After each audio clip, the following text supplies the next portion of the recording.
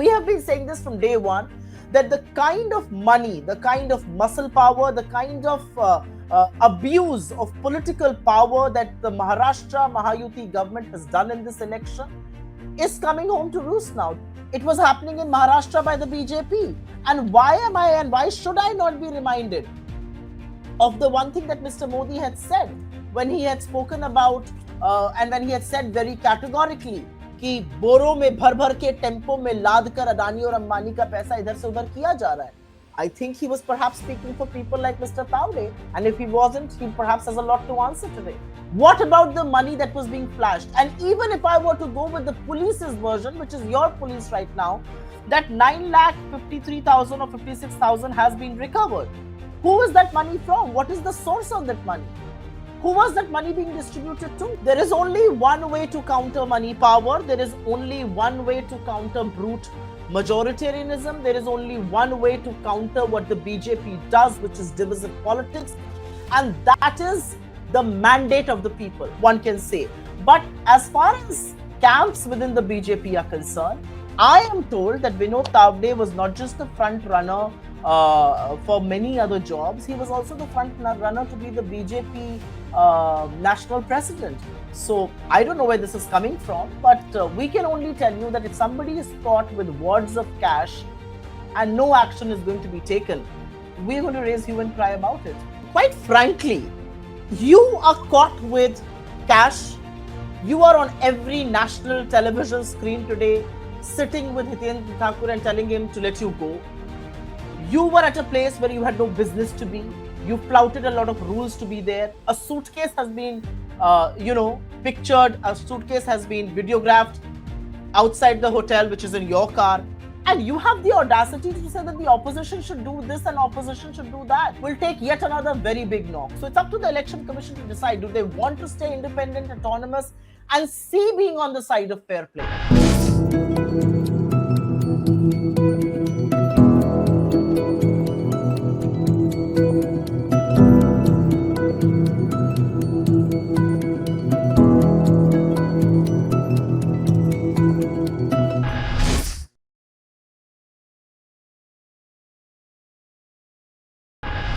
Hello and a warm welcome to HW News Network, your one-stop show, truth be told, for some engaging and thought-provoking conversations. A day before Maharashtra goes to polls, political tensions have escalated in Virar as Bahujan Vikas Agadi workers today gherowed the BJP General Secretary Vinod Tawde over allegations of distributing cash to influence the voters. Now, what has really happened? About 9.93 lakh rupees have been recovered from the hotel room of Tawde. This is what the Election Commission had to say. And there was a ruckus of about 3 hours, after which it was decided that a joint press conference of Hitendra Thakur, his son Kshitij, and Vinod Tawde and BJP's candidate Rajan Naik would be held at a hotel. But then the press conference was declared invalid and they weren't allowed to hold the press conference. But of course, this is a great opportunity for the opposition to get back to what they have been saying right from the beginning, that BJP is spending pots and pots of money to buy the votes of the people.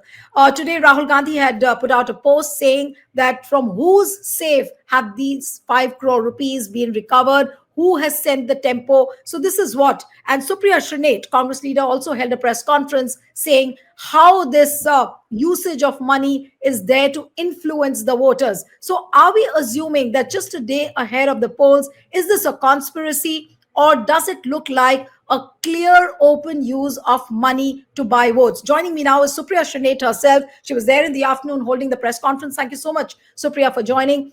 And what would you really say to the unfolding of these events just one day before the polling? What Vinod Tawde has pointed out is that this is a conspiracy by the Maharashtra Vikas Agadi.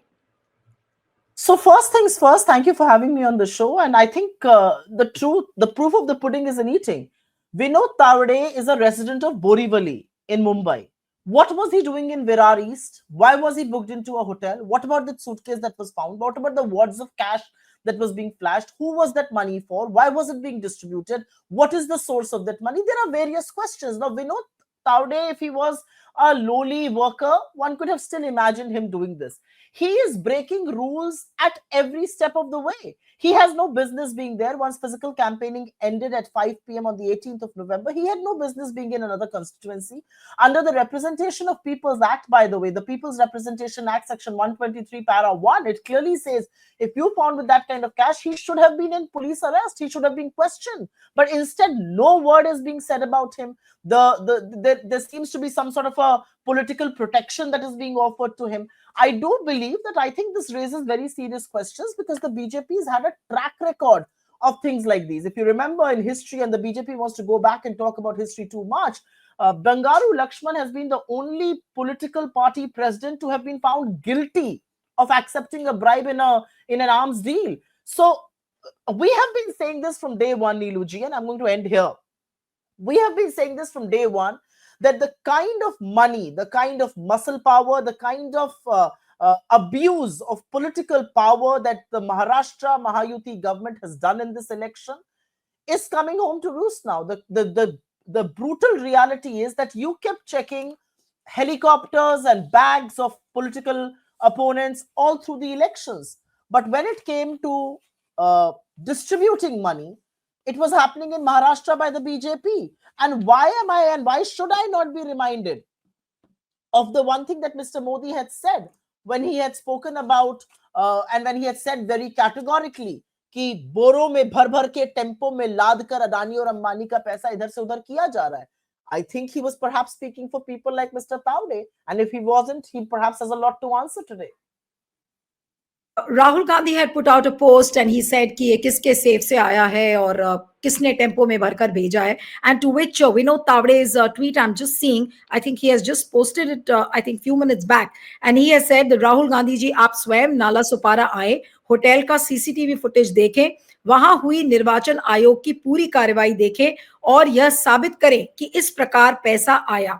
बिना किसी जानकारी के इस प्रकार का वक्तव्य बचपना नहीं तो और क्या है. Now what I want to ask you is अगर राहुल गांधी की बात बचपना है तो आप नियम का उल्लंघन करके, why did you break the rule to be in a constituency that you had no business to be in? What about the money that was being flashed? And even if I were to go with the police's version, which is your police right now, that 9,53,000 or 56,000 has been recovered.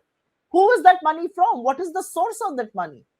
Who was that money being distributed to? I think these are very valid issues. And this is not a standalone case. Jayant Thackeray of the Shinde Sena was found with 2 crore rupees in Nashik.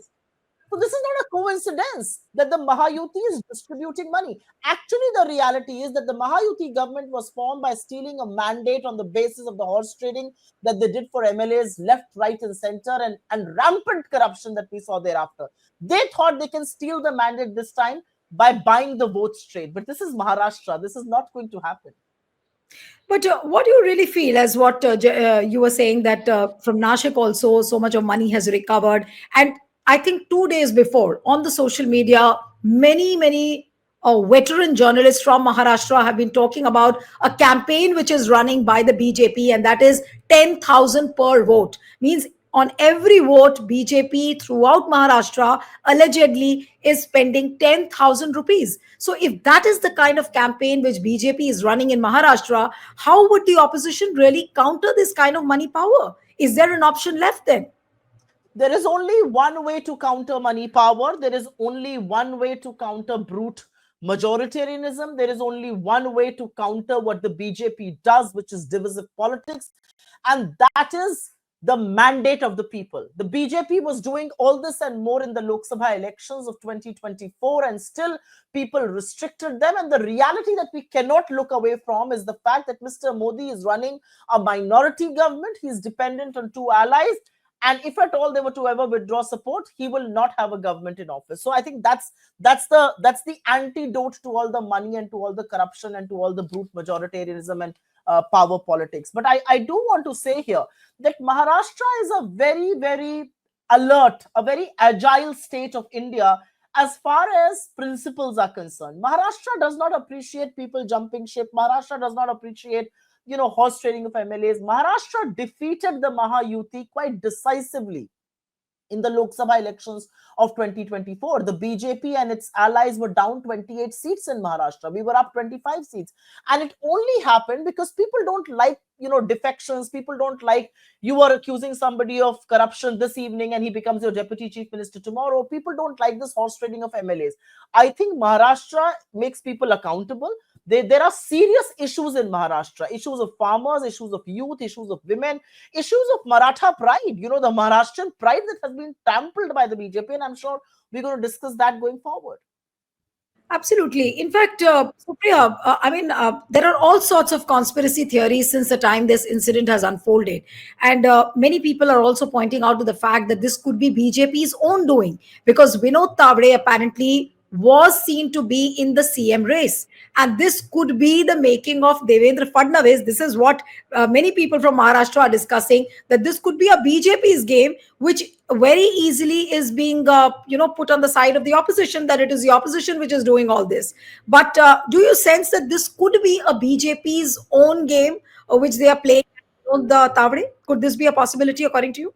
I don't know what games they are playing. I do believe that the BJP and the Mahayuti and the Shinde Sena and the Ajit Pawar camp are a very divided house, and there have been various instances of this, some of which I will highlight. Ajit Pawar saying in the India Today conference that he always ends up being deputy chief minister, he wants to be chief minister. Devendra Fadnavis saying that he could never transfer his votes, which is why they lost in Lok Sabha. We've had Tanaji Sawant of Shinde Sena saying that he likes to puke when he sees Ajit Pawar. Then you've had Yogi give a slogan, and the BJP itself is a divided house on it. Pankaja Munde, Ashok Chavan, Ajit Pawar of the Mahayuti, their allies are a divided house.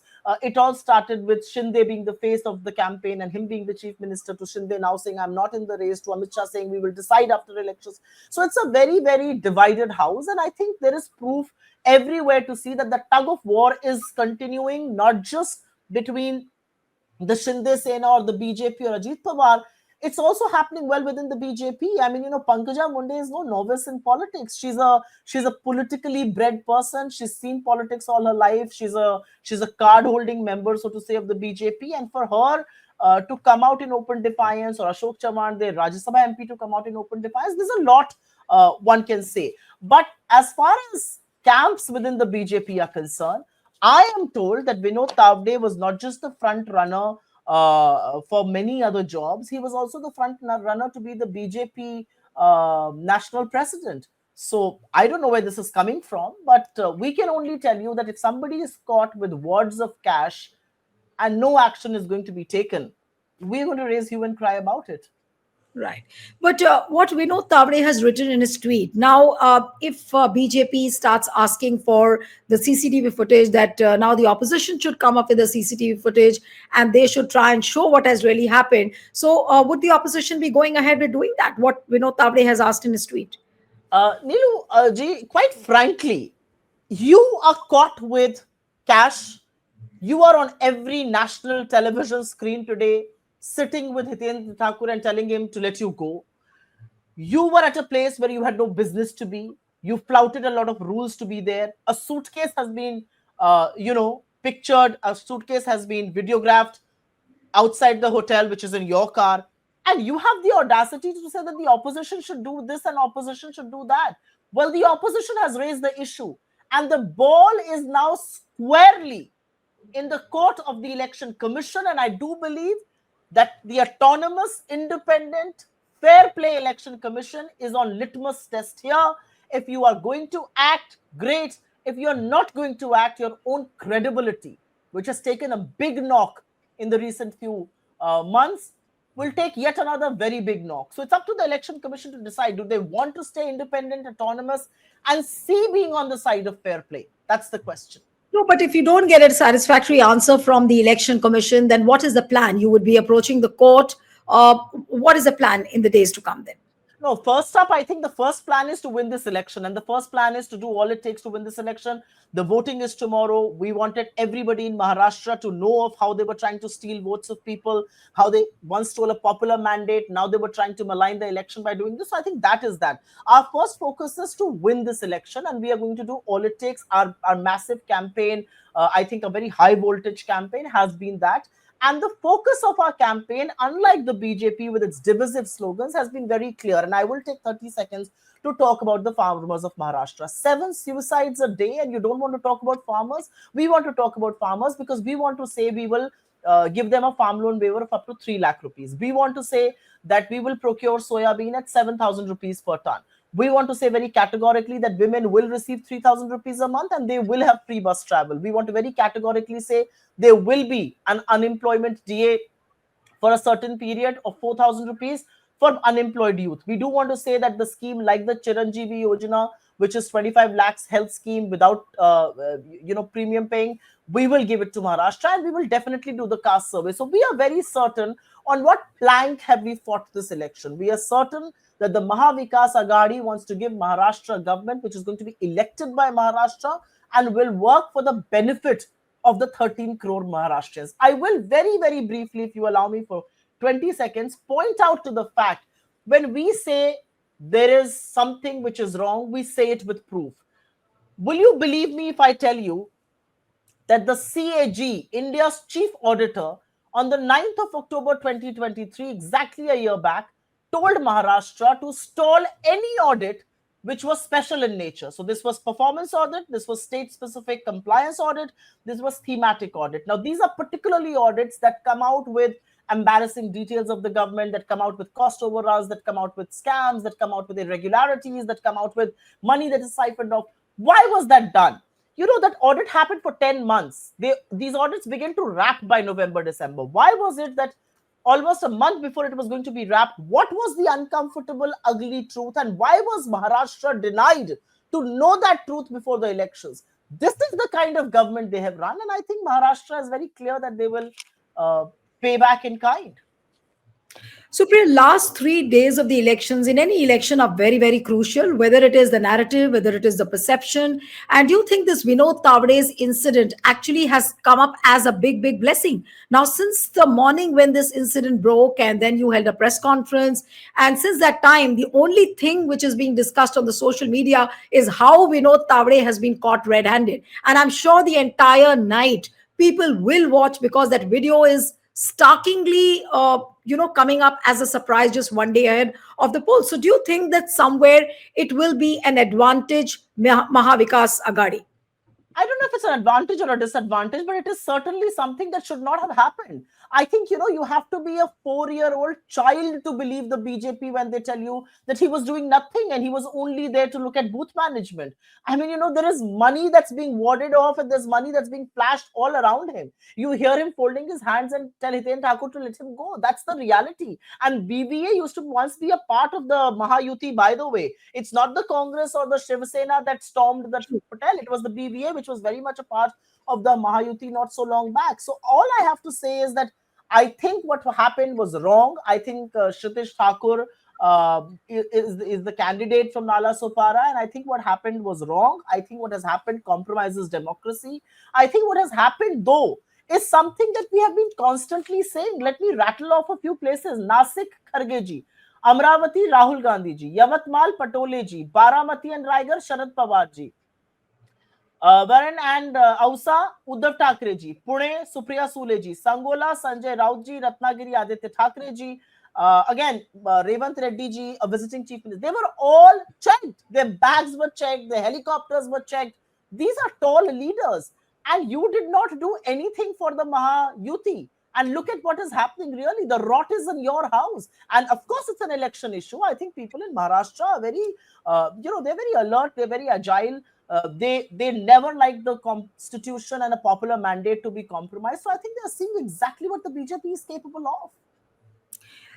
The narrative and the public sentiment, of course, favors Maharashtra Vikas Agadi because people feel that somewhere down the line BJP cheated Sharad Pawar, BJP cheated Uddhav Thackeray, and but still people are not sure whether will Maharashtra will vote for Maharashtra Vikas Agadi. But the point is that, Supriya, I really wanted to talk to you because I've done a couple of interviews with the counting agents when the Haryana elections happened, and they themselves told me point wise that how the election was stolen and how the counting agents weren't allowed the kind of freedom which they wanted, and there was no transparency. Now, are you worried as a party member, as a party leader, that could Maharashtra go the Haryana way? No, I don't think so. Not at all. I think Maharashtra and Haryana are two very different states. I think the political culture in the two states is very different. I think people are extremely careful about their mandate. I think people have a different attitude towards politics. People have a very different attitudes towards electioneering in Maharashtra. And Maharashtra has very different issues on the ground. The issues that we have been raising are very, very different from what was in Haryana. Haryana was an unfortunate loss. I think that was a state we could have won easily, and losing that still hurts. But I think Maharashtra is very different. Comparing the two will not be, it's not the same thing. I do believe that we learned our lessons from Haryana, and we've done complete training of our grassroots level leaders, our booth managers, to ensure that votes are casted, to ensure that every vote is counted, to ensure that they have Form 17C, everything to be taken care of. So I think we learned our lessons from Maharashtra. We stayed united, whether it was Uddhav Thackeray ji or Sharad Pawar ji or the Congress party, we had each other's backs. And you're absolutely right. I think, you can keep talking about Bala Sahab Thackeray, but what you did to his son and what you did to his party and what you did to his symbol is for everybody in Maharashtra to see. You stole his party, you broke his party. You can keep calling Sharad Pawar ji your political guru, but what one saw in Maharashtra was that you not just broke his party. In this case, you broke his family. I mean, Ajit Pawar ji was like a son to Sharad Pawar ji. And one more thing I would want to say, and I think that needs to be said, as far as Adani is concerned, this whole entry of Adani in politics, we had known that he was close to Narendra Modi. We had known that policies were being made for him. We had known that monopolies are being created for him across sectors. But what we did not know was that he was sitting and actively deciding how to topple democratically elected governments. And this has not come from us. This has come from one of your allies. He can go back under pressure and say that, actually, I didn't mean this and I didn't mean that. But other people have vouched for it. The reality that the meeting to topple a democratically elected government was held in Gautam Adani's house. And why he did that is very clear now, because he wanted that 1 lakh crore worth of prime Dharavi land to go to him for pittance. And that's the reality. So I think people in Maharashtra are very careful about what they're going to do. People in Maharashtra don't like the fact that Vedanta Foxconn, the Tata Airbus, the bulk drug project, the medical device thing, the financial district. Why did all of this was taken away from Maharashtra, from under Eknath Shinde and Devendra Fadnavis's nose, and it went to Gujarat? The people of Maharashtra have not taken to this kindly. These projects alone would have created about 9 lakh jobs. So people don't, and people also don't like their pride being trampled over. Shivaji, Chhatrapati Shivaji Maharaj's statue broken and on the ground is a sight that does not just shock Maharashtra, it shocks all of us. Also, the fact that Amit Shah had this high-handed attitude, the fact that ticket distribution for Shinde Sena and for Ajit Pawar was being done here in Delhi. If you are in Maharashtra, and I've spent a considerable amount of time while working there, they are very, very, they're very particular about their pride. And this is Maratha kabhi nahi jhukta hai Delhi darbar mein. They always say that, whether it's jokingly sometimes or seriously sometimes. And that's what you did. I mean, you've had people from the BJP like Sudhanshu Trivedi say on record that Shivaji ne 5 baar Aurangzeb se maafi mangi. These things haven't gone down well. So I think they thought that this is yet another election where they can polarize, where batenge, katenge kind of nonsense works. Maharashtra has proven that this thing is not going to work for us. We are agile, we are active, we are a land of reforms, we are the land where, think about Maharashtra. Maharashtra gave us Baba Sahib Ambedkar. Maharashtra gave us Chhatrapati Shivaji. Maharashtra gave us Savitribai Phule, who talked about female education back when it was unheard of. So I think Maharashtra is a very different state. Anybody who's going to compare it to Haryana will perhaps be making a political mistake.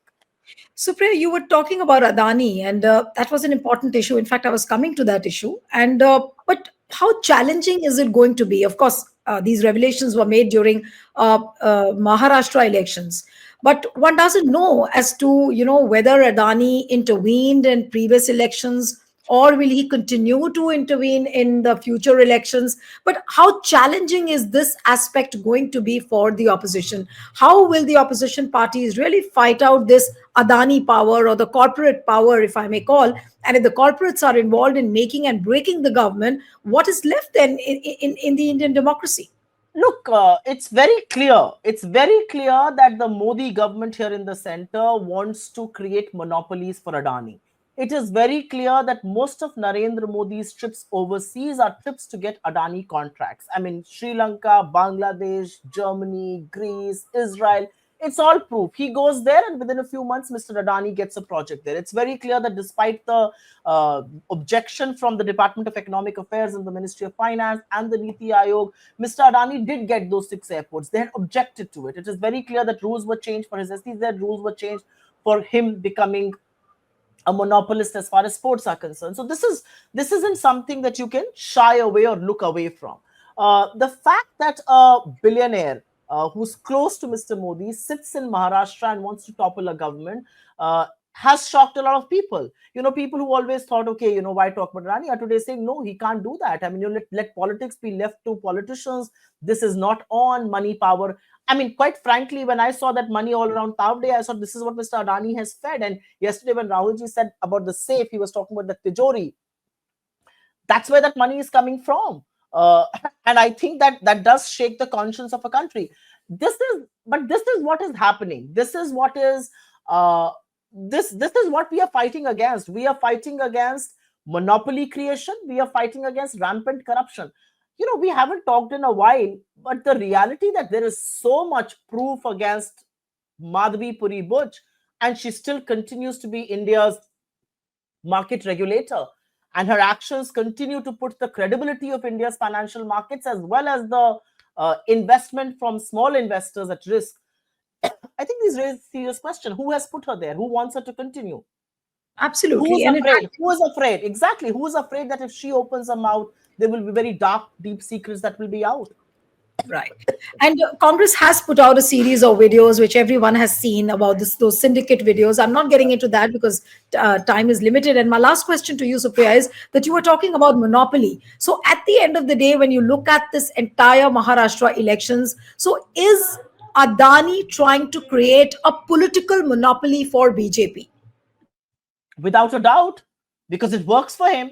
Why did he hold a meeting to topple a democratically elected government? Because our government would have never ever given him that Dharavi prime property 1 lakh crore worth for pittance. We would have never ever put people out of their homes. The reality that there should be rehabilitation and redevelopment, I don't think anybody is denying that.